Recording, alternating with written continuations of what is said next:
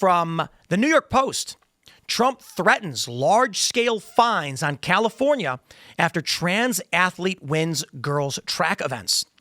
Trump has declared early Tuesday that large-scale fines will be slapped on California after a transgender athlete racked up a pair of wins at a girls' high school track and field championship, despite the commander-in-chief's prior warnings. A.B. Hernandez of Urupa Valley High School in Southern California captured first place in the girls' high jump and triple jump events at the May 30 meet in Clovis. Quote, a biological male competed in California girls' state finals, winning big, despite the fact that they were warned by me not to do so, Trump warned. As Governor Gavin Newscum fully understands, large-scale fines will be imposed. Last week, under pressure from the Trump administration, the California Interscholastic Federation, which governs high school sports in the state, adjusted its rules to allow biological females who lost qualifying position to transgender athletes to compete. I think it is insane, if you're to ask me, that we are still at this point. And once again, as we are discussing how Democrats are losing support, losing favorability, young men are shifting rightward, it's plain as day. This is the issue. It is illogical and incoherent. There's a reason why we separate the biological sexes in sports. Because females are not going to defeat males in almost every single sport, physical ones. And even, honestly, in chess it happens. So we create separate divisions. Yet here we go. Now, Donald Trump has issued his warning, and we're going to be joined by Moms for Liberty. See if we can get this pulled up for you guys to discuss this. Hopefully this works. Looks like never mind. Looks like we're having computer issues because it's not set up properly. Let me see if I can get it going. And let's see here. Is it rolling? Hey, can you hear me? Yes, I can hear you. Amazing. All right. I was worried there for a second. Welcome. How's it going? Fabulous. Just here in DC. It's finally warmed up around here. Excellent. Would you like to introduce yourself for those that are just tuning in? Yeah, I'm Tina Descovich, the CEO and co-founder of Moms for Liberty. Right on. Well, thank you for joining me. This should be great. We just had a story that's actually, I think, from just yesterday, and it's still ongoing in many different states, where biological males are still competing in women's sports, particularly in California, and Donald Trump is threatening once again to pull federal funding. I'm curious what y'all at Moms for Liberty are working on and your take on this. Yeah, I mean, we're moms. We have daughters, and watching our daughters work for years and years to compete in their sport, and then watching them be robbed of all of their accomplishments that they've had over the past several years. It's devastating to many of our moms. And so we've been standing firm on this issue the whole entire time. When the Biden administration rewrote Title IX and tried to make it, law last year, we actually sued the Biden administration in conjunction with another organization and 3 states. And we won a federal injunction that said if you were a member of Moms for Liberty and your child attended a public school, that public school was exempt from having to implement the Biden Title IX rewrite. So we've been in this fight for the last few years, strongly fighting. We're continuing to do so. And what's happening in California and Oregon these last few days is devastating to watch. But we are so proud of these girls and the actions that they're taking. That's interesting. You mentioned if you were a member of Moms for Liberty, then this applied to you. I'm curious because it seems like anytime the ruling is against conservatives or Trump, there's a universal injunction applied on everybody. But when you guys said it only applied to your organization.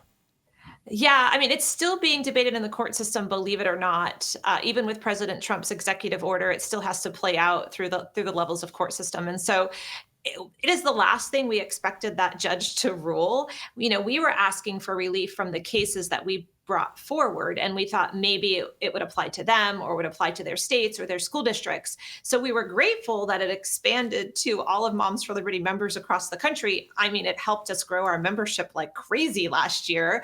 But also it was a little bit odd because if it's good for Moms for Liberty members, if it's right, if it's true, if it's just for Moms for Liberty members' children, then it's good and it's right and it's true for all children in America. What would happen if someone joined Moms for Liberty right now? It wouldn't retroactively apply, I imagine, right? It does. Yes. The Wow. judge is allowing. So I can't remember what month last year was the ruling, but we then ran campaigns saying joins Moms for Liberty because the judge was accepting, we were sending him lists every 30 days of all the new school districts that now were Wow. exempt. And so, or the schools that were exempt. And so, yeah, it is retroactive. Now, you guys, you had a press release today. Did you want to tell me about that or what's going on? Yeah, so today I'm here in DC. Obviously, we're having a press conference at 1:30 on the steps of the Supreme Court. Today, or actually June 1st, but the month of June is the 100th anniversary of the Supreme Court ruling Pierce versus Society of Sisters. And most people have no idea what that is. But that was when the Supreme Court established that children are not mere creatures of the state. In other words, parental rights were then codified and protected by the Constitution. And so we're going to celebrate that on the steps of the Supreme Court today, but we're also going to take that time to warn parents across America that parental rights are under attack like never before. And we are lucky or blessed, however you want to look at it, to have U.S. Secretary McMahon joining us today. We're going to have Florida or U.S. Congresswoman from Florida, Ashley Moody. We're going to have Congresswoman, or did I say Congresswoman? Senator Ashley Moody. Congressman Mary Miller is going to be with us. And we'll have the president and CEO of Alliance Defending Freedom. Oh, wow. She's a warrior herself. So it should be a great press conference. Wow, really cool. I'm curious about your political background. And do you consider, I imagine you consider yourself conservative or Republican? Yes, I am a Republican, and I am definitely a conservative Republican. My son has a shirt that says libertarian-ish, and so I've never worn that shirt, but I do feel like I could put that on for sure. You know, we came up with the name Moms for Liberty in 2021 when we launched Moms for Liberty, and there was a reason we used the word liberty. I definitely lean libertarian. I believe in liberty and freedom. It runs deep in my veins, and so that's where I stand. My political background is, zero until 2016 when I served on a school board locally in Florida from 2016 to 2020, and ran my campaign to run for school board. So that's the experience I had before launching Moms for Liberty. I just bring it up because I feel like a lot of people, I was just talking about this in the previous segment, they're leaving the Democratic Party. They're no longer identifying as liberal. And for a lot of people that I know, they don't like Donald Trump. I'm from Chicago, a lot of liberal people, but the issue of gender has been outsized for them because there's no logic behind it. It kind of just slaps you in the face. I'm curious if you've experienced that personally, or people in your organization that they used to consider themselves liberal, now finding themselves aligned with Republicans and conservatives. Yeah, I love that question for a lot of reasons. One, at the high level, I'll tell you this issue of gender, or boys and girls bathrooms, boys and girls sports, polling across the line, conservative, Republican, liberal, Democrat, people that are pro-choice, it's polling between 70 and 85%, depending on the demographic. And so there aren't too many issues that Americans agree on, but they agree that boys don't belong in girls' bathrooms, and they believe that boys don't belong in girls' sports. And so we can unify around that.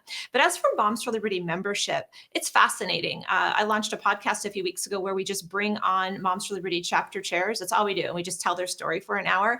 And even I've been surprised every week as we talk, because every one of them so far has said, "Oh, I didn't vote for President Trump in 2016. I didn't vote." And one of them said, "I don't think they didn't even vote for him in 2020. Anyway, you get the point. It's one after another. I left it blank. I didn't vote. Most of our members were not political at all. I was in an Ohio chapter leadership training 2 years ago. I had about 15 Ohio chapter leaders there. Half of them voted for Obama for president. And so I think Moms for Liberty, the media tries to pigeonhole us one way or another. But in reality, we are just moms who are just really fed up at what's going on in schools and around this country in this culture war. And we want to stand up against it.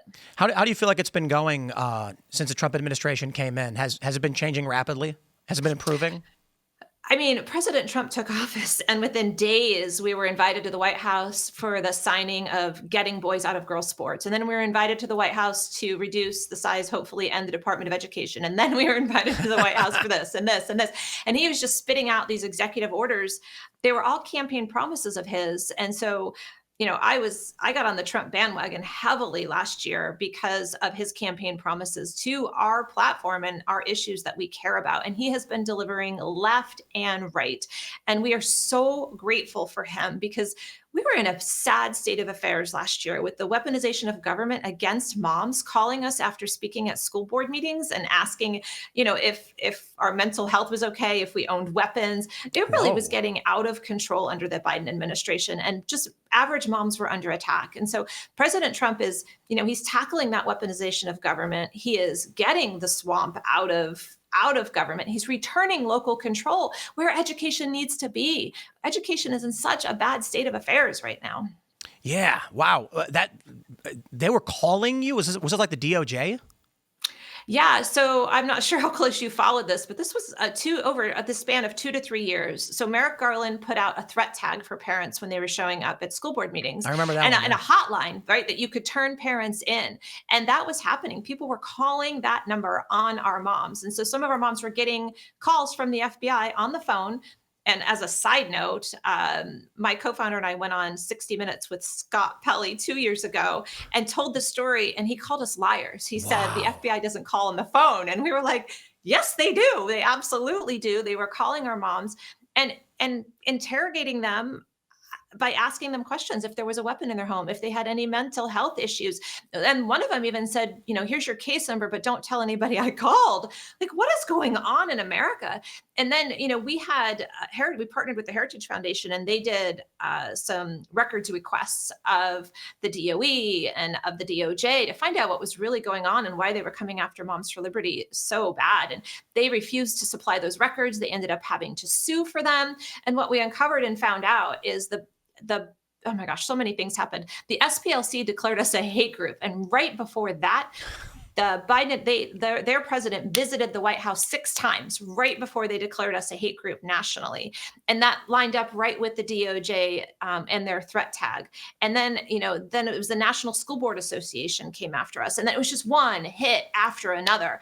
And so it's, the whole system was just weaponized against us. But you know what, Tim?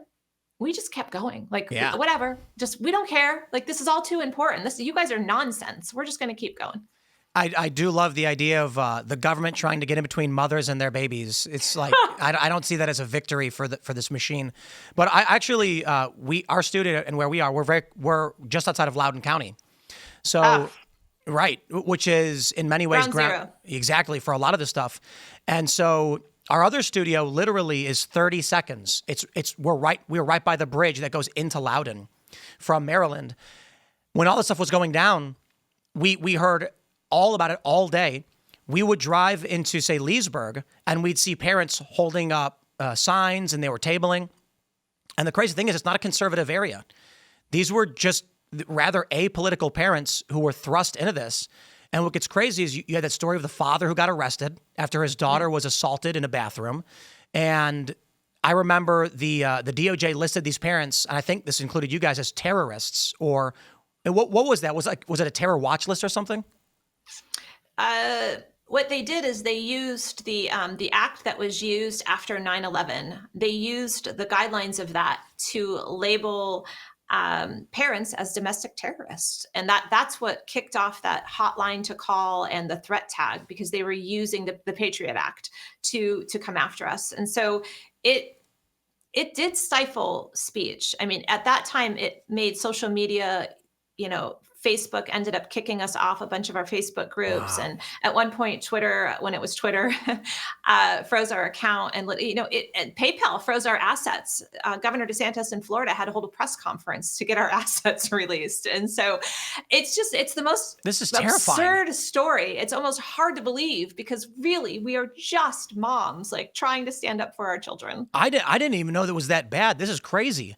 I mean, We've all heard the stories about the weaponization of government against, I guess you just say the political opponents of the liberal order or whatever that was. I mean, because it went after Trump, it went after you guys, it went after parents, it went after businesses, it went after targeted individuals. But I wasn't aware to the extent to which they targeted. I mean, I heard some of the stories, but this sounds like Gestapo level government collusion to shut down a political group, and I mean, violating the Constitution in so many ways. This is just, I'm shocked by it. Were you scared at all having the FBI target you guys? No. No, I mean, it stifled some of our moms. It did scare some of them, but I would say 99% of them, it strengthened their resolve. We know what's right and wrong, and no government entity, no SPLC. At one point after the SPLC declared us a hate group and put us on their map, and let me point out, Tim, also, they just updated their map. They added TPUSA and some others, but 20% of their hate map that has the KKK on it, 20% of their hate map is Moms for Liberty chapters.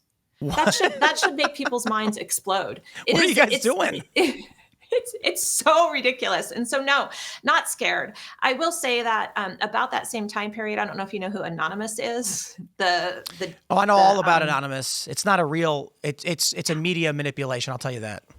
Well, they came after us, and they locked up our website for the longest time. Wow. We had to invest money in cybersecurity. They tried to access our database. I mean, it was just, we have been under every kind of attack you can imagine, not to mention postcards from Satan that are postmarked from Colorado on a weekly basis, and witches, casting hexes on us. And so we've had the amount of attacks that we've been under the last 4 years it means nothing to us anymore. Let it roll and keep fighting. You just know you're doing something right when all the evil and the dark and the underbelly of the world is coming after you. What is the reason? What are they citing that you're doing? I gotta be honest. Your group sounded to me like fairly innocuous, like any other advocacy group.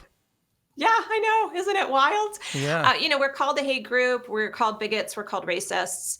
It's really, I think the left saw the power of our organization early on, and we needed to be destroyed. Yep. And so we are none of those things, but we needed to be destroyed because, Tim, we also ended up having a huge impact on the 2024 presidential election with get out the votes efforts in swing states. And so I think even before I knew that we were going to have that kind of impact when we created Moms for Liberty, the left, the powers that be, saw what was happening. They saw the media coverage. They saw the power. They saw the grassroots, and they knew what was going to happen because they've been doing this a whole lot longer than we have, and we had to be destroyed. Too bad for them. We're still here. Yeah, that was a big narrative actually in 2020 and into Trump's third attempt at the election, was that suburban moms were a key demographic in getting him to that victory, getting across that finish line. And the narrative for a long time, and you probably know this, was that Trump did very poorly among suburban women, and he needed to improve that. So I suppose when Moms for Liberty emerges out of a true need, because I don't know what it is liberals are doing. I used to be, I consider myself just a liberal, city-dwelling, normal guy, and I, in 2020, wanted to vote Democrat. I ended up going for Trump because I felt like they were losing it. To me, it sounds like instead of trying to engage in a normal political process, they tried to just abuse the system, just terrify, intimidate, and it's like a mafioso-style attempt to terrify women. But that's not going to stop people from making their votes. I mean, I guess to try and stop your organizing efforts, I'd imagine. Yeah, I mean, of course, shutting us out of social media. I mean, we had to be very specific with any vendor that we used because they would just shut us down, freeze our data, lock us out. And so early on, we had to be strategic in that, and we're kind of having a little fun talking about the government coming after us and Satan coming after us, but it's also very serious. This is the United States of America. And I never thought in my entire life that our government would act in that way. And so thank heavens for President Trump. I voted for him in 2016 and 2020, but I will say I went to that ballot box in 2016 for him very reluctantly. I didn't even know who to vote for that day. I stood there and I tried to think about who I aligned with more. Wow. And, I pushed that button. And so, in no way was I early on the Trump train, but now I am committed to him because my goodness, what he has done to save America is remarkable. What was the issue that lit a fire under you that got you started in all of this? There's quite a few. I served on the school board from 2016 to 2020, but it was my own children. I started seeing, I was, a heavily involved PTO mom, as you can imagine. I was the PTO president. I think the school even at one point set up an office for me at the school because I was there so much. And so But what I wasn't involved in is school district policy, and no parents are, right? If you volunteer in your kid's school, you show up, you make cupcakes, you read to the kids, you make copies for the teacher, but you don't really know what school district policy is.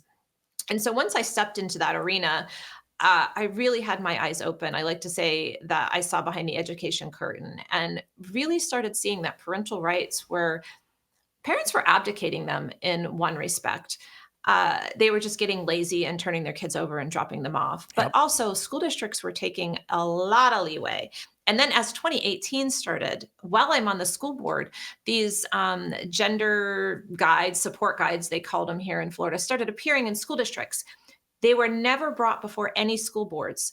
They were put in by the staff, by the bureaucrats. And but honestly, it's a policy change. So these gender guides, what they did is they said how they were going to handle transgender issues that were coming up. But they allowed minors to make decisions about their pronouns, their names, which bathroom they were going to use, which locker room they were going to change in, and even where they were going to stay on overnight field trips. And minors were able to sign them with an adult at the school as the witness, no Wow. parents notified. And many of these gender support guides actually said, we will not share this information with the parents because it could be a threat to the child's safety and security. And so to me that was a huge red flag on what was happening with parental rights in this country. Schools were then just full force taking ownership of these children and dividing families. And for me, that's the line in America. Like that's the line in the sand. You want to divide what parents can do to raise their children, you have destroyed families. And if you've destroyed families, you've destroyed communities. And if you've destroyed communities, you've then destroyed our country. And so it may sound melodramatic,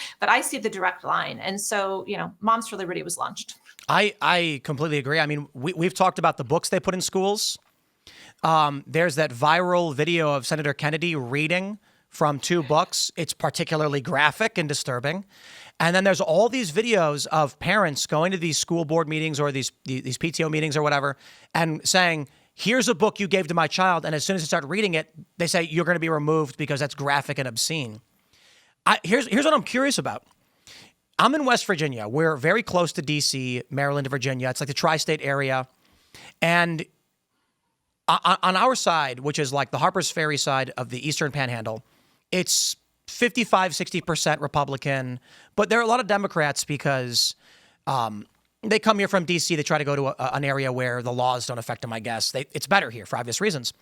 But the school out here, the individuals on the school board brought in this gender ideology stuff and these books, and it was confusing to the locals because this is MAGA country.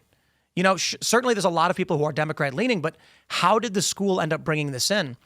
I'm curious if you guys have dug into this, how it is that so many schools seemingly around the same time started adopting this gender ideology, even in areas that seemingly don't support it. This would need a 12-hour show to dig in to the depths of all of this, but I'll try to give you the 30-second version because I don't think we have 12 hours. It's coming from several different directions, but you can peel back the layers, and honestly, it's a global issue right now. It's not even just in the United States. It's at the UN. It's being delivered through the WHO. And underneath there, when you pick up the cover, the International Planned Parenthood Federation is right there, loud and proud, with their own guidelines and standards to bring comprehensive sexuality education to kindergarten, actually pre-K through 12 globally. And so I was just in Poland a couple months ago. They actually flew me over there to speak because their new education leader that has been put in place starting September 1st is going to implement comprehensive sex education, which includes all this gender ideology. And they're a staunchly Catholic country, and they are terrified of what's coming. And when I spoke to them and I put the genderbread person and the unicorn person and all the things that we see in schools all over America right now in kindergarten classrooms, they were shocked and appalled. And so I met a guy from Kenya who said, it's in our villages. I don't understand why they're teaching our 5-year-olds they can be a boy or a girl or neither or both. And I said, it's a global thing. And so if you want to hone down more in America, it's these NGOs. In Florida, it was, I can't think of the name of the organization right now, but in Florida, it was a very specific nonprofit organization that drafted these gender support guides. And they actually They then got a speaking spot and presented it at the School Board Association meeting, the Florida School Board Association, and the Superintendent's Association meeting. And then they deliver it like this: if you don't adopt this, kids are going to commit suicide. Yeah. And then all these Just a bleeding lie. heart teachers that are in education are like, oh, I don't want our kids to commit suicide. We got to make sure this is put in place now. Wow. And it's not true. One of the things that we've gone over quite a bit, I've debated this so many times, desistance rates. You know all this, I'm sure, but for the viewers, desistance, which is when a child who is gender dysphoric simply ceases being dysphoric, not detrans, desistance, it's somewhere between 65 and 90+%. So when you do the math and you look at suicidality, ideation, or otherwise among trans people, that means if you take a child who's dysphoric, who has a 60 to 90% of just growing up and being normal, give them gender-affirming care, I'll put in air quotes, you increase the likelihood of suicide or suicidal ideation substantially. What they've offered makes literally no sense, but that's why it feels so strange. And the way you're describing it, I mean, perhaps it's silly to say, but it's like a global conspiracy. Yeah, go get your tin hat. I'll put mine on for this one because I've been studying enough and watching it unfold enough and talk to enough people around the globe now. You can call it a conspiracy, but I think I've seen the memes on X that are like, it only takes 2 years for the conspiracy to become fact. And that's where we are with comprehensive sex ed and gender ideology. I mean, you see it unfolding everywhere and it doesn't make any sense whatsoever. But I think the good news is Americans are waking up. They're getting angry. It's starting to happen to them, to their daughters, to their children. And unfortunately, it's too late for a lot of them. I mean, you can see the stories of the detransitioners and things happening, but we're going to continue to fight loud and proud and boldly against this and share facts and information like you just shared, because places like Great Britain, I'm sure we're about 5 years behind them. They were all in for this and they've had to shut down some of their their gender transition clinics and such because they're realizing what a disaster it is. Yeah. Lastly, just you want to tell us what you're currently working on? I mean, obviously you have this press conference today, but what's the big thing that you guys are doing? Yeah, Moms for Liberty is working on so many things, but one thing that's important to us is school board races. There just isn't very many organizations other than the teachers unions, and they're so infected with this ideologies nowadays that somebody has to be running against them. And so this year is an odd year. So states like Ohio and Pennsylvania have all of their school board races this fall. And guess what? Planned Parenthood is now endorsing in school board races in Pennsylvania. They're actually running candidates to sit on school board. And so you have to ask yourself why. And we have to put candidates against them that are pro-parental rights, pro-children, protecting children. And so we're putting all our eggs in those baskets to fight those candidates in Pennsylvania and Ohio this year. We do a lot of other things, Tim, but that's a huge priority for us right now. Right on. Well, I do appreciate you joining me. Where can people find you or find out more? Yeah, go to momsforliberty.org. Obviously, our website. You can sign up to be a member. You can start a chapter if you don't have a chapter in your county. In just 4 years, we've grown to 48 states. We do have a chapter in West Virginia. It's very active. And we have 130,000 members. We're in 320 counties, but there's 3,000 counties. So we have a lot of growing to do. So you can join us, you can sign up, and then you can find us on all social media outlets at moms4liberty. Well, right on. Well, good luck. I appreciate the work you do. Thank you for joining me, and I look forward to seeing more from you. Thank you so much for having me on. Absolutely. Have a good one. Take care. All right, ladies and gentlemen, that was Moms for Liberty. Amazing work. I didn't realize the extent of the FBI involvement. I know most of us knew about the story where the feds were accusing parents of being terrorists, things like that, putting out these documents saying, watch out for parents at school board meetings. This is crazy. The extent to which the Democratic establishment, uniparty establishment, was weaponizing the DOJ to terrify voters. This is why they're losing. We can see the desperation that they had, and we can see why regular people weren't having it. But I wanted to add one thing, I'm a new dad. You guys know this. I have a daughter, and we're not going to be putting our kid in these schools. It's not going to be easy. We're absolutely planning on having more kids, and we know that challenge of I mean, we're planning for it. I shouldn't say I know it's not fair, but we are planning for how do we do our jobs and all the things that we have to do outside of the home while having kids. And for so many parents, school is a place they can bring their kids where they trust their children will be looked after and taught while they do the jobs they're supposed to be doing or have to be doing. Now, me, I'm probably a bit more traditional. I think it is paramount that the mom is with the kids and being motherly. I think the dad obviously has his place as well, doing chores and helping with the family, but the dad is out, hunting the bears and the deer and bringing back the resources to the family, and mom is helping craft a family and new children. Dad obviously provides guidance, but I like that family structure. It's not easy for everybody to accomplish. And so many people rely on these schools, but the schools have betrayed these families. For us, we're looking at either doing some kind of pod learning or homeschooling, and we have the privilege to be able to do that, but I don't trust any of these schools, not at all. And I know most people aren't, and that's why we have groups like Moms for Liberty. I hope Trump can reform or get rid of the Department of Education, and Moms for Liberty can succeed, and many people can start to trust schools will actually be there for their kids and they can trust their teachers. But man, we got a long way to go, I'll tell you that. So smash that like button, my friends. We are going to be rating Jeremy Hambley over at The Quartering, who's gearing up to go live right now. So once again, smash that like button, share the show with everyone. You can follow me on X and Instagram at TimCast. Let the raid begin. Shout out to Jeremy and The Quartering. He's talking about World War III. That stuff with Russia and Ukraine is getting scary, my friends. But I do appreciate you guys hanging out for this Rumble morning lineup. Shout out to the Mug Club and Steven Crowder for rating us and shouting us out. We're back tonight at 8 p.m. for TimCast IRL. Don't miss it. Everybody share the show. Let's make Rumble the go-to platform for everything news, live, entertainment, etc. You guys just share this with your friends. Make this the place to hang out for all of the creators and everybody working hard. And we'll make it happen. Thanks for hanging out, and we'll see you all in the next show.